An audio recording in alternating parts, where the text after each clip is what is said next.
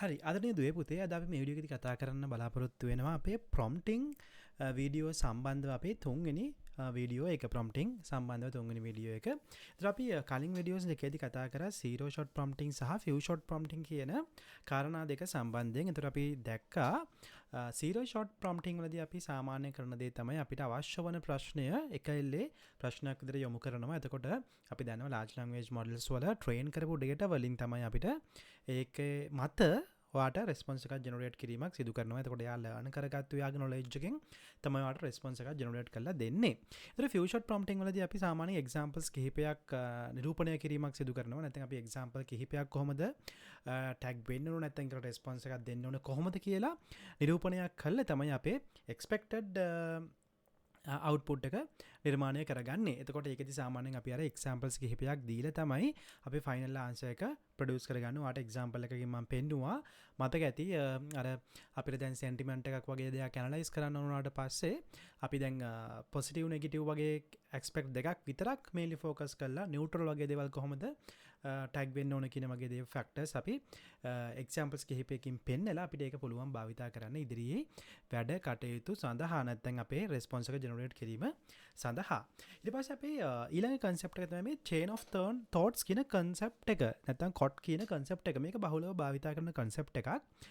chain of thoughts prompting method එකේදී වෙන්නේ අපි යම්කිසි ප්‍රශ්නයක් නැත්නම් අපි mainly කියනවා complex problem එකක් solve කරද්දී අපි direct answer එකක් produce කරන්නේ නැතුව අපි prompt එකේදී කියනවා එයාට step by step manner එකකට හිතන්න. ඒතකොට අපි දන්නවා සාමාන්‍යයෙන් ටිකක් complex problem එකක් දුන්නොත් complex problem එකකදී LLM model එකක් ඒකට reasoning කරලා response එකක් generate කරද්දී සාමාන්‍යයෙන් අපිට අඩුපාඩු දකින්න පුළුවන්. එතකොට සාමාන්‍යයෙන් large language models වල සාමාන්‍යයෙන් මුලදී ආපු models වල දැන් GPT 3.5 turbo වල එහෙම අපි සමහර අවස්ථාවලදී complex problems දෙනකොට සමහර අඩුපාඩු දකිනවා සමහර අවස්ථාවලදී.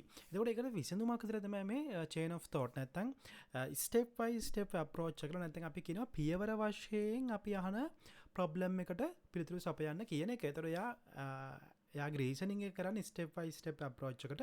එයා one step by step එයාගේ answer එක produce කරගන්න ආකාරය තමයි ප්‍රධාන වශයෙන්ම chain of thoughts වලදී සිදු කරන්නේ. ඒතර අපි කලින් දැකපුව හැම අවස්ථාවකදීම දැක්ක අපිට එකපාරටම response එකක් තමයි අපි generate කරගත්තේ. හැබැයි chain of thoughts approach එකේදී නැත්නම් prompting වලදී අපි එයාට specifically කියනවා step by step එයාට හිතන්න කියලා. නැත්නම් අපි example එකක් දුන්නත්, ඒ කියන්නේ few shot prompting ආකාරයට example එකක් දුන්නත් අපි එතනදී කියනවා මෙන්න මේ approach එක නැත්නම් මේ පිළිවෙලට එයාට අනුගමනය කරන්න කියන එක. එතකොට මේ COT කියන එකත් අපි කතා කරනවා zero COT කියන එක, zero shot COT කියන එක. ඒ කියන්නේ zero shot prompting වලදී අපි COT technique එක පාවිච්චි කරන එක. නැත්නම් අපිට තියෙනවා few shot COT කියන එක. ඒතර few shot COT එකේදීත් අපි කරන්නේ අපිට response එකක් වෙනුවට අපි response එක ගන්න කොහොමද කියලා හිතන process එක ලබා දෙන එක. අපි උදාහරණයක් එක්ක හිතමු. දැන් අපි prompt එකක් ගත්තොත් මෙන්න මේ ආකාරයට අපිට තියෙනවා prompt එකක්. අපි කියනවා question එකක්. අපිට question එකක් දෙනවා I went to the market and bought 10 apples. I gave 2 apples to the neighbor and 2 to the repairman. I then went and bought 5 more apples and I ate one. How many apples did I remain with? එතකොට දැන් මෙතනදී අපිට prompt එකක් අපි දෙනවා. එතකොට අපිට මෙතනදී කියනවා මාකට් එකට ගිහිල්ලා apples 10ක් ගත්තා. ඒකෙන් දෙකක් මම neighbor කෙනෙක්ට දුන්නා. දෙකක් repairman කෙනෙක්ට දුන්නා. එතකොට apple 6ක් මගේ ගාව තියෙනවා. එතකොට එයා තව shop එකට ගිහලා තව 5ක් ගෙනල්ලා තියෙනවා. එතකොට 6යි 5යි 11යි. ඒතකොට ඒකෙන් එකක් එයා කෑවා. එතකොට apples 10ක් ඉතුරු වෙනවා. දැන් අපි මේ logical reasoning එක කරන විදිය. එතකොට අපි දැන් normal prompting method එකේදී අපි කියන්නේ මේකට answer එක generate කරලා දෙන්න කියන එක. හැබැයි අපි chain of thought වලදී අපි specifically කියනවා මේ answer එක generate කරද්දී step by step approach එකට හිතන්න. අපි කියනවා think the answer in step by step think the answer by step. එතරම් අපි කියනවා prompt එකත් එක්කම අපි යාට කියනවා මේක COT එකක් විදිහට හිතන්න. chain of thoughts විදිහට හිතන්න. එකපාරට හිතන්න යන්න එපා. step by step approach එකට හිතන්න. ඒතර දැන් අපි මෙන්න මේ prompt එක ලියාගත්ත අපි බලමු මේක print කරගෙන මම මේකෙන්ම කොපි එකක් දාගන්නම්. එතකොට අපි කියනවා complete response prompt එක කෝල් කිරීමක් සිදු කරන්නේ. එතකොට අපිට response එක generate වෙනවා. මේ බලන්න. දැන් අපිට මේක පියවර වශයෙන් තමයි මෙයා solve කරලා තියෙන්නේ. මේ බලන්න. එයා මුලින්ම කියනවා initially bought 10 apples, gave 2 to the neighbor. එතකොට 8ක් ඉතුරුයි. gave 2 to the repairman 6ක් ඉතුරුයි. ඊට පස්සේ එයා 5ක් ගත්තා 5 more apples. එතකොට 11යි. 8 1 apple remaining with 10. එතකොට බලන්න මෙතනදී මෙයා answer එක produce කරේ chain of thoughts. එයා පියවර වශයෙන් එකෙන් එක පියවර විදිහට තමයි උත්තරය ලබා ගැනීමක් සිදු කරේ. ඒතර මේ approach එක ඉතාමත්ම useful approach එකක්. අපිට complex task එකක් large language model එකට කියලා solve කරගන්න යනවා නම් දැන් මේ වගේ task නම් පොඩි task තර මේවා zero shot prompting වලින් උනත් සිදු කරන්න පුළුවන් දේවල්.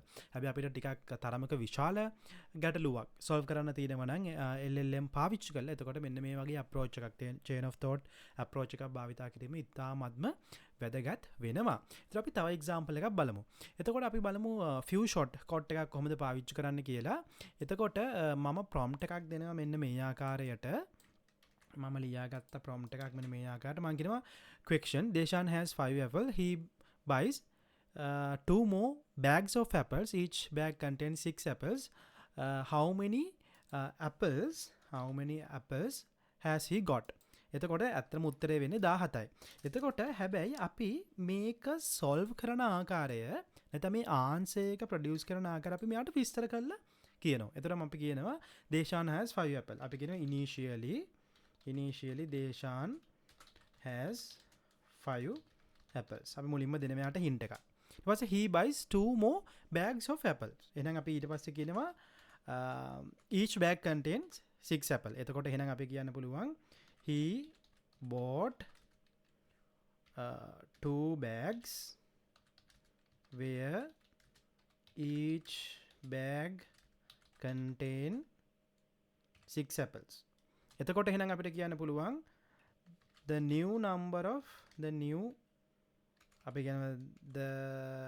number of apples bought from the shop is 6 into 2 which is equal to 12. එතකොට යා 12ක් buy කරා. එතකොට අපිට කියනවා bags දෙකයි එකක apple 6යි 6 වරක් දෙක 12යි. ඊට අපෙන් අහනවා how many apples he has.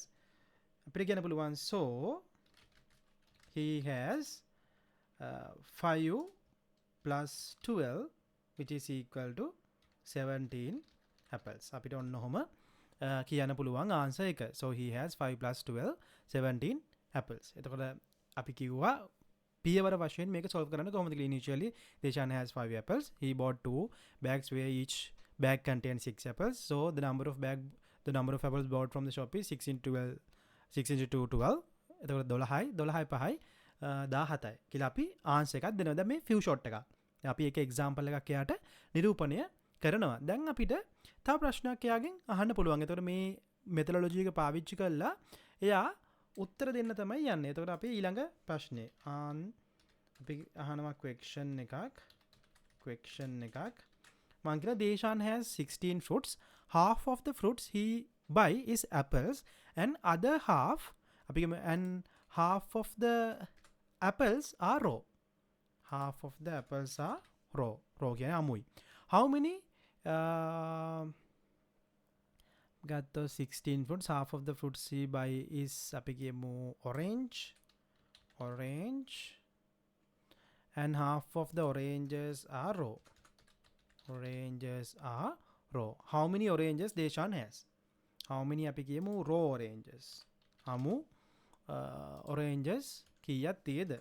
අපි answer එක මෙයාගෙන් ගන්න යන්නේ. මෙයා answer එක තමයි අපිට දෙන්න ඕන. හරිද? එතකොට දැන් අපි මුලින්ම example එකක පෙන්නුවා අපි කොහොමද ඒකේ answer එක produce කරගන්න ඕන. එතකොට මේ few shot technique එකක් යන්නේ. ඇත්තට මෙතනදී යන්නේ few shot technique එකක්.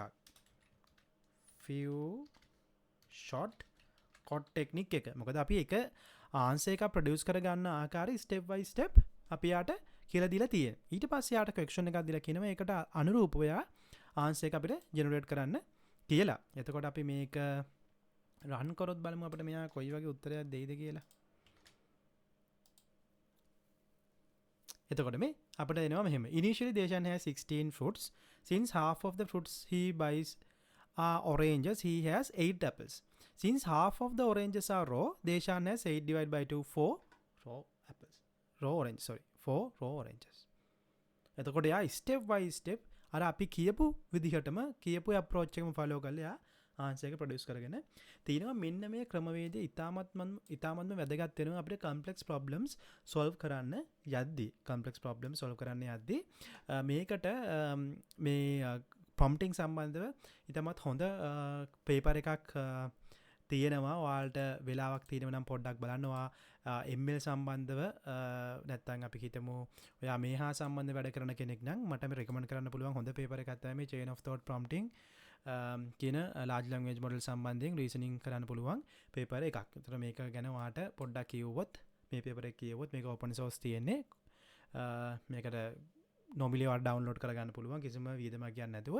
මේ PDF එක download කරගත්තොත් ඔයාලට දලා දහසක් ගන්න පුළුවන් මෙන්න මේ concept එක සම්බන්ධයෙන්. ඒතර මේක විවිධ ක්‍රමවලදී භාවිතා කරන්න කොහොමද කියන එක. එතකොට මේ prompting වල තියෙන තවත් වැදගත් concept එකක් තමයි මේ chain of thought prompting කියන ක්‍රමවේදය. ඒතර අපි මේ වගේ ඉදිරියේදීත් තව ක්‍රමවේද ගැන සම්බන්ධයෙන් සහ විවිධ large language model techniques ගැන කතා කරන්න බලාපොරොත්තු වෙනවා. රැඳී සිටින්න අපිත් එක්ක. මම දේශාන් සුමනතිලක.